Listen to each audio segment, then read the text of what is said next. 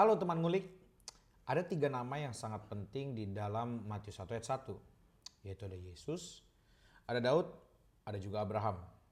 Nah, kali ini kita coba memahami Abraham yuk. Abraham ini adalah nama yang sangat penting bagi orang Yahudi, karena memang orang Yahudi sering berkata bahwa mereka adalah anak-anaknya Abraham. Kenapa mereka sering berkata seperti itu? Karena sebenarnya ada janji Tuhan kepada Abraham yang akan digenapi di dalam keturunannya, bahwa keturunannya akan menjadi berkat bagi banyak bangsa. Nah, tapi sebenarnya silsilah dalam Matius ini mau menjelaskan bahwa sebenarnya keturunan yang dimaksud oleh Allah itu adalah Yesus. Halo teman ngulik, kemarin kita udah melihat banyak di dalam silsilah Matius, itu kita sudah mengulik nama Daud dan juga nama Abraham. Kalau Daud kita lihat tentang tema penggenapan nubuat tentang pengokohan kerajaan, sedangkan Abraham itu bicara tentang keturunannya akan menjadi berkat bagi banyak bangsa. Jadi kita bisa mengetahui dari hal ini bahwa ada satu tema lagi yang sedang diberitakan oleh Matius selain daripada tema kerajaan, yaitu tentang tema penggenap nubuatan. Jadi sebenarnya kitab Injil Matius ini akan banyak sekali mengupas mengenai tema kerajaan dan juga mengenai tema penggenap nubuatan.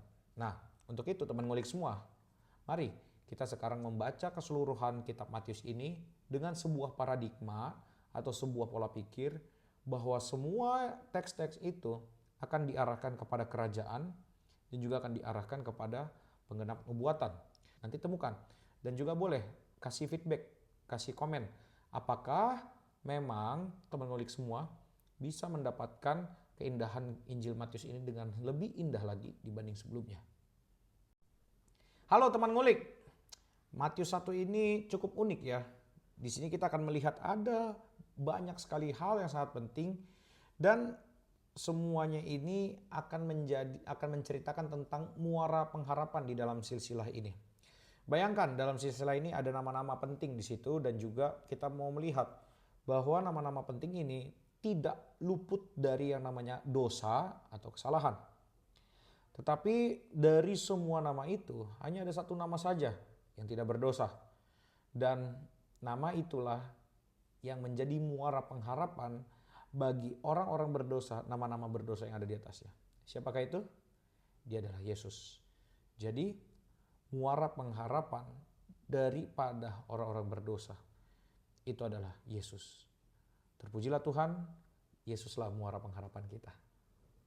Halo teman ngulik, ada cara penulisan Matius yang sebenarnya sangat mendobrak dan mungkin kalau pembaca pertama yaitu orang Yahudi membaca, mereka justru akan menganggap tulisan ini aneh.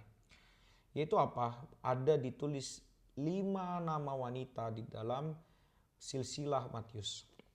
Nah, kita mesti mengerti Israel itu adalah bangsa yang sangat kental patriarkinya. Jadi kalau ada orang yang menjadikan perempuan itu sebagai tokoh, apalagi tokoh-tokoh yang penting, biasanya tulisan orang tersebut akan dianggap tulisan yang sangat bodoh. Nah, disinilah ada hal yang Matius ingin nyatakan. Bahwa sebenarnya kenapa Matius menulis ini?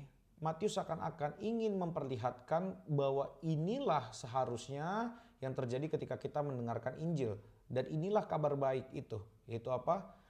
Muara pengharapan itu yaitu Yesus memberikan pemulihan keadaan bagi orang-orang yang dianggap kelas 2. Perempuan-perempuan yang dianggap warga kelas 2 sekarang memiliki posisi yang sama. Yang sebenarnya dari awal Allah tidak pernah membedakan hal tersebut. Kemudian apalagi bahkan kalau kita lihat nanti misalnya Matius 8 itu membahas penyakit yang sangat diasingkan oleh orang Israel yaitu penyakit kusta. Itu pun mendapatkan muara pengharapannya di dalam Yesus. Nah, makanya nanti kalau kita mau lihat kitab Matius baik-baik, Matius akan sangat banyak menulis tentang hal-hal yang menjadi nomor 2 atau hal-hal yang hina, tetapi kemudian dipulihkan. Oleh karena apa? Adanya Injil, adanya cerita mengenai keselamatan yang dikerjakan oleh Yesus.